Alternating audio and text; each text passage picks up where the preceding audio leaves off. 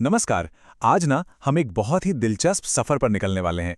ये सफर है एक इलेक्ट्रोमैग्नेटिक वेव, यानी रोशनी की एक किरण का। आइए देखते हैं कि जब ये एक माहौल से निकलकर दूसरे में जाती है तो इसके साथ होता क्या-क्या है। चलिए शुरुआत एक बहुत ही आम सवाल से करते हैं। ये तो हम सबने देखा ही होगा, है ना, कि पानी के ग्लास में अगर स्ट्रॉ डालो तो वो मुड़ी हुई सी दिखती है। तो भाई ये कोई जादू वादू नहीं है, इसके पीछे है कमाल की फिजिक्स, और आज हम उसी को समझने वाले हैं। तो मिलिए हमारी आज की कहानी के हीरो से। ये है एक इलेक्ट्रोमैग्नेटिक वेव और इसका सफर शुरू हो रहा है एकदम सबसे सिंपल जगह से, मतलब खाली स्पेस, जिसे हम वैक्यूम कहते हैं। सोचिए, एक ऐसा हाईवे है जिस पर न कोई ट्रैफिक है, न कोई गड्ढे, न कोई स्पीड ब्रेकर, एकदम खाली। वैक्यूम में हमारी इस वेव को रोकने टोकने वाला कोई है ही नहीं। ये अपनी मैक्सिमम स्पीड पर पूरी आज़ादी से चलती है। और ये रफ्तार कितनी है? करीब करीब 3 लाख किलोमीटर एक सेकंड में। मतलब इतनी तेज कि पलक झपकते ही ये वेव पृथ्वी के 7 चक्कर लगा सकती है। ये है हमारे यूनिवर्स की अल्टीमेट स्पीड लिमिट। इससे तेज कुछ भी नहीं। अच्छा, अब ये जो स्पीड है ना, ये कोई रैंडम नंबर नहीं है। ये वैक्यूम के अपने कुछ फंडामेंटल गुणों से आती है, जिन्हें हम परमिटिविटी और परमिएबिलिटी कहते हैं। सिंपल भाषा में समझें तो ये वैक्यूम के अपने अंदर के नियम हैं। ये तय करते हैं कि इलेक्ट्रिक और मैग्नेटिक फील्ड्स वहां कितनी आसानी से फैल सकती हैं, और इन्हीं दोनों चीजों से मिलकर बनती है लाइट की स्पीड। चलो, अब तक का सफर तो बड़ा आसान था, खुली सड़क थी। पर अब हमारी वेव के रास्ते में एक नई दुनिया आने वाली है। मान लीजिए कांच का एक टुकड़ा या फिर पानी।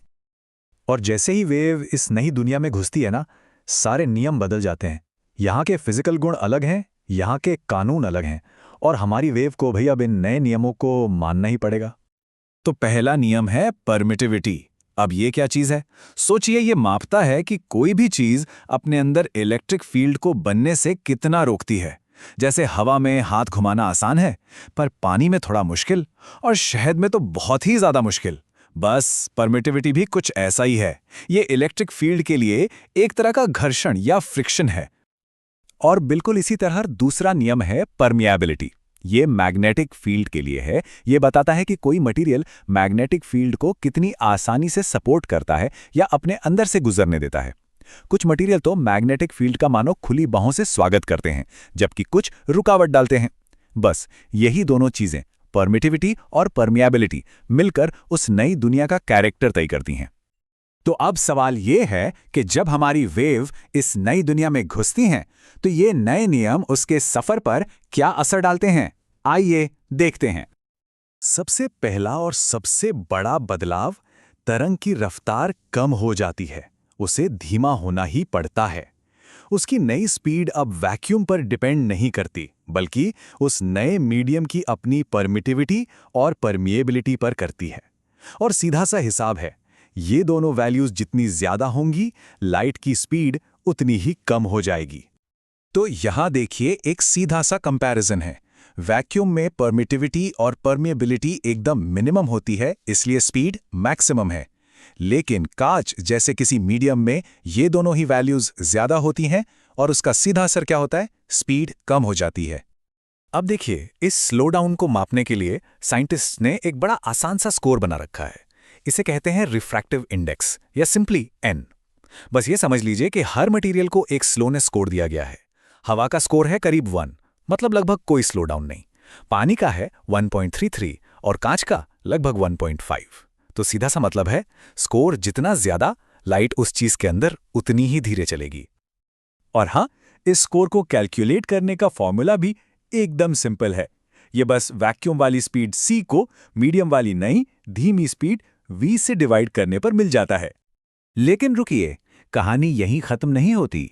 स्पीड का कम होना तो बस एक बात है, इसका एक और बड़ा मजेदार असर होता है, जो वेव के साइज को ही बदल देता है। और ये है इस कहानी का सबसे जरूरी हिस्सा। ध्यान से सुनिएगा।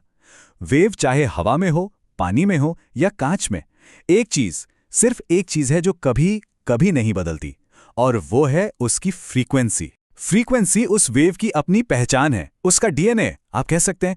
वो उसकी एनर्जी को बताती है, और ये हमेशा हमेशा कांस्टेंट रहती है। अब जरा इस सिंपल सी इक्वेशन को देखिए, speed is equals to frequency into wavelength. इसे ऐसे समझिए, मान लीजिए हाईवे पर कारें चल रही हैं। अगर अचानक पूरे काफिले को अपनी स्पीड कम करनी पड़े, लेकिन 1 मिनट में उतनी ही कारें एक टोल बूथ से गुजरनी है, ये होगी हमारी कांस्टेंट फ्रीक्वेंसी। तो क्या करना होगा? जाहिर है कारों को एक दूसरे के और पास पास आना पड़ेगा, उनके बीच का गैप यानी वेवलेंथ कम हो जाएगा। बस यही होता है लाइट के साथ। चलो इसे असल नंबरों से समझते हैं। मान लीजिए एक लाइट वेव कांच में घुसती है जिसका रिफ्रैक्टिव इंडेक्स है 1.5, तो उसकी स्पीड 3 लाख किलोमीटर प्रति सेकंड से घटकर सीधी सीधी 2 लाख किलोमीटर प्रति सेकंड रह जाएगी। और अगर हवा में उसकी वेवलेंथ 600 नैनोमीटर थी, तो कांच के अंदर वो भी 1.5 के फैक्टर से कम होकर सिर्फ 400 नैनोमीटर रह जाएगी, सिकुड़ जाएगी। तो ठीक है, ये सब फिजिक्स तो समझ आ गई, लेकिन इसका हमारी रोजमर्रा की जिंदगी में क्या मतलब है? ये सिर्फ किताबों की बातें नहीं हैं, ये सब हमारे चारों तरफ हर पल हो रहा है। याद है वो पानी में मुड़ी हुई स्ट्रॉ वाला सवाल? उसका जवाब यही है। जिस इंटरनेट पर शायद ये सब देख रहे हैं, वो जिन फाइबर ऑप्टिक केबल से आता है, वो भी इसी सिद्धांत पर काम करती हैं। और यही नहीं, रेडियो सिग्नल्स जब हमारे एटमॉस्फेयर से गुजरते हैं तो उनका बर्ताव भी इन्हीं नियमों से तय होता है। और अब जाते जाते एक सवाल, अगर किसी वेव की स्पीड और उसका साइज यानी वेवलेंथ तो बस इस बात पर डिपेंड करता है कि वो किस रास्ते से गुजर रही है, लेकिन उसकी फ्रीक्वेंसी, उसकी असली पहचान, वो कभी नहीं बदलती। तो फिर ये फ्रीक्वेंसी असल में है क्या? ये हमें उस वेव की असली एनर्जी के बारे में क्या बताती है? सोचिएगा जरूर।